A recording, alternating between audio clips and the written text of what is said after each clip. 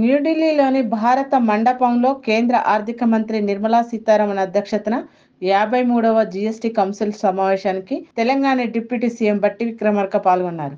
కేంద్ర బడ్జెట్ సన్నాహక సమావేశానికి తెలంగాణ రాష్ట్రం తరపున హాజరైన డిప్యూటీ సీఎం ఆర్థిక రాష్ట్ర అభివృద్ధికి అవసరమైన కీలక ప్రాజెక్టులు, పథకాలకు నిధులను కేటాయించాలని వారు విజ్ఞప్తి చేశారు. అలాగే ప్రభుత్వం పాఠశాల భవనాల నిర్మాణం వంటి కీలకమైన రంగాలకు జీఎస్టీ మినహాయింపునివ్వాలని కోరారు.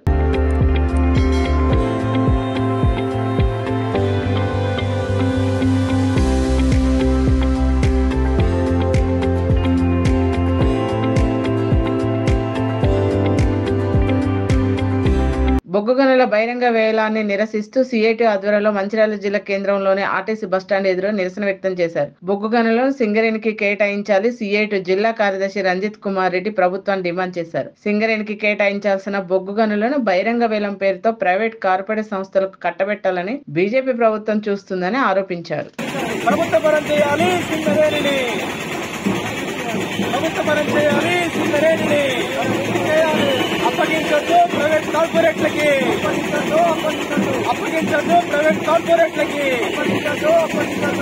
యాదాద్రి భువనగిరి జిల్లా చౌటుప్పల్ మున్సిపల్ కేంద్రం తంగడపల్లి పరిధిలో ఉన్న ఐఎన్ అగ్రోవిట్ ప్రొడక్ట్ కంపెనీ నుంచి వచ్చే దుర్వాసన వల్ల ప్రజలు చాలా ఇబ్బందులు పడుతున్నారు. స్థానిక ప్రజలు కొంతమంది దుర్వాసనను భరించలేక ప్రజలు స్థానిక ఆర్డీఓ శేఖర్ రెడ్డికి ఫిర్యాదు చేశారు. ప్రజలు ఇచ్చిన ఫిర్యాదు మేరకు RDO Shekhar Reddy IN Agrovit product కంపెనీని పరిశీలించారు.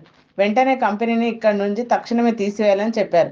3 రోజులు గడువు ఇస్తున్నట్లు, లేని ఏడల కంపెనీ సీజ్ చేస్తామని హెచ్చరించారు.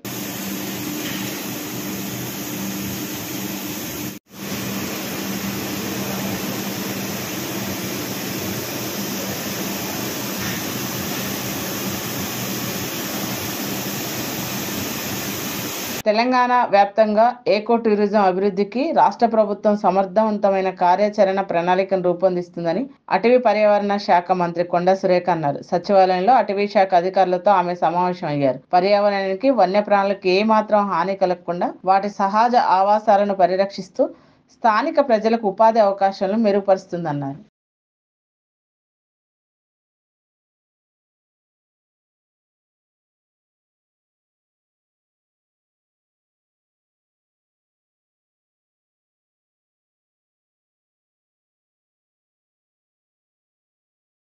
ఎన్నికల్లో ఇచ్చిన హామీ మేరకు 2 లక్షల రుణమాఫీ ఏకకాలంలో ప్రకటించడం సంతోషదాయకమని కాంగ్రెస్ పార్టీ జిల్లా అధ్యక్షుడు దుర్గాప్రసాద్ అన్నారు. ఖమ్మం జిల్లా కాంగ్రెస్ కార్యాలయం సంజీవ్ రెడ్డి భవన్లో ముఖ్యమంత్రి రేవంత్ రెడ్డి చిత్రపటానికి పాలాభిషేకం సేవించి సంబరాలు జరుపుకున్నారు. కాంగ్రెస్ పార్టీ ప్రజల అభివృద్ధి కోసం పాటుపడుతుందన్నారు. రాష్ట్ర ప్రభుత్వం అలాగే ఇప్పుడున్న కేంద్ర ప్రభుత్వం కూడా ప్రకటనలతోనే కడుపు నింపారు తప్ప ఎటువంటి రైతులకు అవకాశం ఉన్నటువంటి అనేక కార్యక్రమాలని పూర్తిగా విస్మరించి గిట్టుబాటు ధర ఇవ్వటంలో కానివ్వండి, రైతు చట్టాలని తీసుకురావటం కానివ్వండి, లేకపోతే వాళ్ళకి ఇస్తున్న ఫజల్ బీమా పథకాన్ని తీసేయటం కానివ్వండి, రైతులకు ఇస్తున్నటువంటి ఇన్సూరెన్స్, క్రాప్ ఇన్సూరెన్స్ని తీసేయటం కానివ్వండి, అట్లాగే ఎరువులు, నకిలీ విత్తనాలని ఇవ్వటంలో కానివ్వండి, అలాగే ఎరువుల ధరలను నియంత్రించడంలో కూడా పూర్తిగా విఫలమైనటువంటి ఈ ప్రభుత్వాలు మరి ఆనాడు కాంగ్రెస్ పార్టీ ఏదైతే మేనిఫెస్టోలో పెట్టి వరంగల్ డిక్లరేషన్లోనే ఆ రోజు రాహుల్ గాంధీ గారు ప్రకటించారు. కాంగ్రెస్ ప్రభుత్వం అధికారంలోకి వస్తే 2 లక్షల రూపాయల రుణమాఫీ చేస్తా అని చెప్పేసి రచ్చబండల ద్వారా గ్రామాన కూడా ఈ యొక్క కార్యక్రమాన్ని తెలియజేయమని చెప్పడం జరిగింది.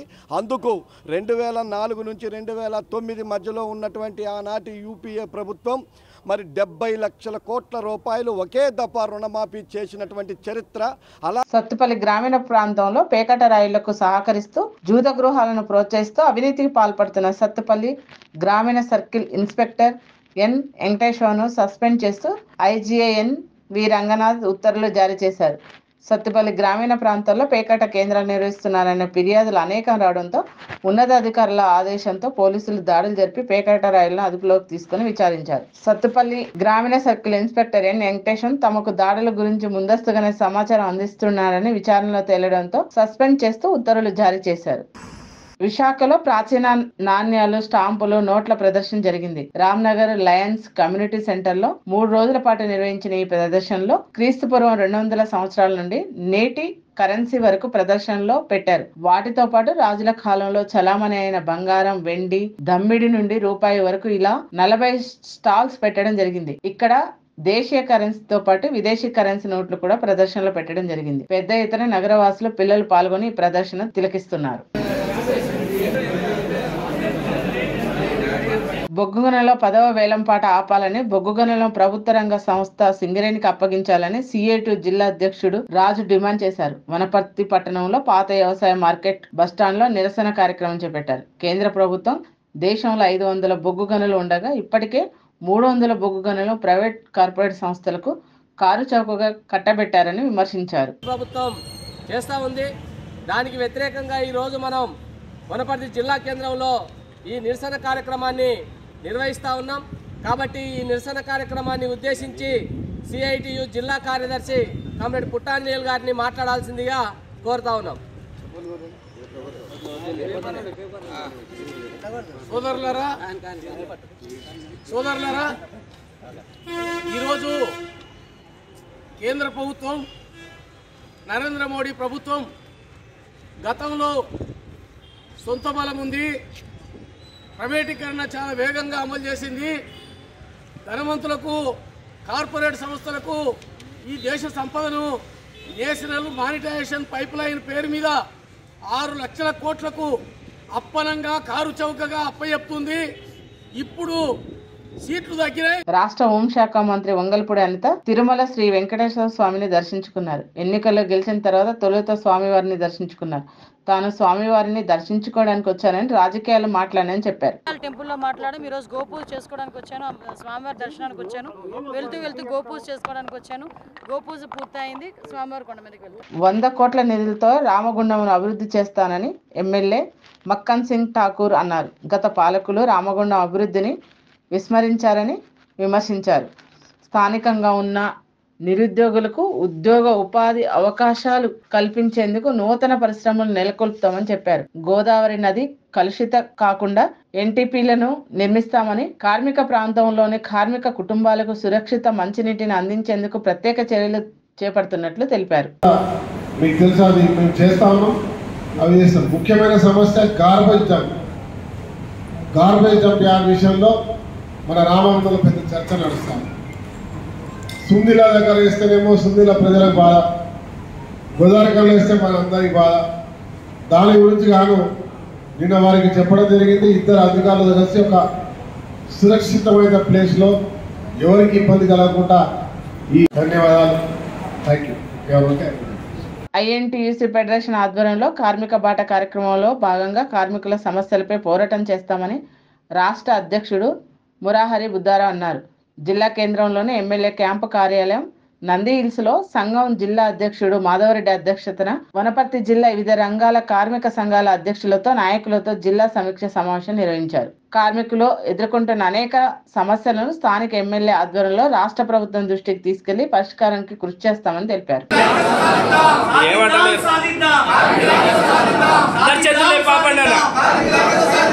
కరీంనగర్లోని మంచిర్యాల చౌరస్తా, ఆదర్శ్ నగర్లో ఆటోమ్ ఫెర్టిలిటీని రవాణా బీసీ సంక్షేమ శాఖ మంత్రి పొన్నం ప్రభాకర్ ప్రారంభించారు. ఈ సందర్భంగా డాక్టర్లు రాకేష్ రెడ్డి, వాసవి రెడ్డిలతో పాటు హాస్పిటల్ సిబ్బందికి మంత్రి పొన్నం ప్రభాకర్ కు శుభాకాంక్షలు తెలిపారు.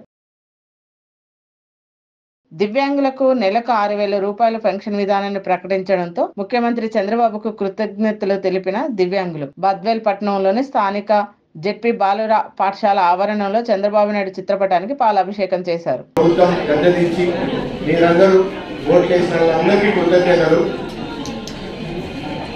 ఒకటే చెప్తాను, మీకు ఎంత చేసినా తక్కువే. ఈరోజు నారా చంద్రబాబు నాయుడు గారు మీకు ఇచ్చిన హామీ మేరకు 3,000 నుంచి 6,000 పెన్షన్ పెంచడం జరిగింది. అందుకే మీరందరూ మా అధినాయకుడు మన ముఖ్యమంత్రి నారా చంద్రబాబు నాయుడు గారికి గట్టిగా కాపాడు కొట్టాలని నేను అందరూ కోరుకుంటున్నాను. వైఎస్ఆర్ జిల్లా పేరులో కడపను చేర్చాలని రౌండ్ టేబుల్ సమావేశంలో అఖిలపక్ష నేతలు డిమాండ్ చేశారు. రాజశేఖర్ రెడ్డి దశాబ్ది ఉత్సవాల పేరుతో కడప చరిత్ర సంస్కృతిని ప్రపంచానికి పరిచయం చేశారని, వారి మరణాంతరం కడప పేరును తొలగించి చరిత్ర ఆనవాళ్లే లేకుండా చేయడం చారిత్రక తప్పిదమని కాంగ్రెస్ పార్టీ సీనియర్ నాయకులు డాక్టర్ ఎన్ తులసిరెడ్డి అన్నారు. జిల్లా పేరులో తిరిగి కడపను చేర్చి తప్పిదానాన్ని సరిదిద్దాలని వారు డిమాండ్ చేశారు. సిద్ధవటం కేంద్రంగా ఈస్ట్ ఇండియా కంపెనీ వాళ్ళు ఏర్పాటు చేశారు. దాన్ని 1812లో అదే పేరుతో కడప జిల్లా పేరుతోనే జిల్లా కేంద్రాన్ని సిద్ధవటం నుండి కడపకు మార్చారు. దాని తర్వాత 2005లో ఇంగ్లీష్లో CUDDAPAH అనే దాన్ని మార్చి KADAPA పెట్టారు, కడపగా పెట్టారు. తర్వాత 2010లో దీన్ని YSR జిల్లా అని పేరు పెట్టారు. దీని మొదట 1808లో కడప జిల్లా అని పేరు పెట్టడానికి కారణం వచ్చేసి కలియుగ దైవం వెంకటేశ్వర స్వామి నిలయమైనటువంటి తిరుమలకు తొలి గడప దేవుని కడప. ఆ దేవుని కడప వెంకటేశ్వర స్వామిని, తిరుమలను ఈ ముగ్గురిని గుర్తుపెట్టుకునే విధంగా ఈ యొక్క జిల్లాకు కడప జిల్లా అని పేరు పెట్టడం. దీన్ని 2010లో యాదృచ్ఛికంగా రాజశేఖర రెడ్డి గారి మరణానంతరము కేబినెట్ మీటింగ్లో వైఎస్ఆర్ జిల్లా అని యాదృచ్ఛికంగా వైఎస్ఆర్ కడప జిల్లా అని పెట్టినా సరిపోయింది. వైఎస్ఆర్ జిల్లాని మినిట్స్లో రాయడము, అది ప్రాసెస్ కావడము, చివరికి అది కడప అనేది పూర్తిగా తొలగిపోయి వైఎస్ఆర్ జిల్లా అని మాత్రమే రావడం. నేను మరికొందరం అప్పుడే చెప్పాను దీన్ని వైఎస్ఆర్ కడప జిల్లా అని పేరు పెట్టండి అని చెప్పేసి, కానీ అది కార్యరూపం దాల్చలేదు. ఇప్పటి వరకు అది జరుగుతూ ఉంది. కనీసం ఇప్పుడైనా సరే ఈ యొక్క 2008లో నెల్లూరు జిల్లా కూడా, అంతకుముందు నెల్లూరు జిల్లా 17. ముఖ్యమంత్రి రేవంత్ రెడ్డిని మర్యాదపూర్వకంగా కలిసిన వివిధ ఉపాధ్యాయ సంఘ నాయకులు గత 15 ఏళ్లుగా పెండింగ్ లో ఉన్న అప్గ్రేడేషన్ సమస్యను పరిష్కరణలో సీఎం కు ఉపాధ్యాయ సంఘాలు కృతజ్ఞతలు తెలిపారు.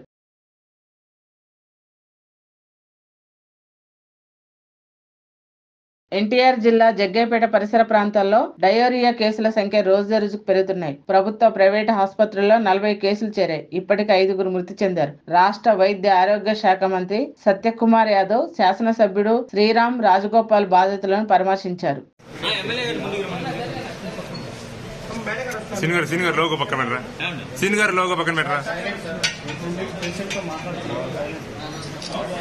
పద్మశ్రీ అవార్డు గ్రహీత సకిని రామచంద్రయ్య అనారోగ్యంతో తన స్వగృహంలో మృతి చెందారు. మనుగూరు మండలం భావికునవరం గ్రామానికి చెందిన సకిని రామచంద్రయ్య కంచుమేళం, కంచుతాళం వాయిస్తూ ఆదివాసి తెగల కథలు చెప్పే కళాకారుల్లో చిట్ట చివరి వాడిగా రామచంద్రయ్య గుర్తింపు ఉంది. మేడారం జాతరలో ప్రధానమైన ఘట్టమైన చిలకలగుట్టు నుంచి సమ్మక్కను గద్దెలపైకి తరలించే సమయంలో కీలకంగా వ్యవహరించే సకిని రామచంద్రయ్య ప్రతిభను గుర్తించి 2022లో పద్మశ్రీ పురస్కారం కేంద్ర ప్రభుత్వం అందించింది. అదనంగా ₹1 కోటి నజరానా, జిల్లా కేంద్రంలో 426 గజాల ఇంటి స్థలం కేటాయించిన గత ప్రభుత్వం అమలు చేయలేదు. రేవంత్ రెడ్డి ప్రభుత్వం స్పందించి రామచంద్రయ్యకి ఇచ్చిన హామీలు అమలు చేయాలని ప్రజలు కోరుతున్నారు.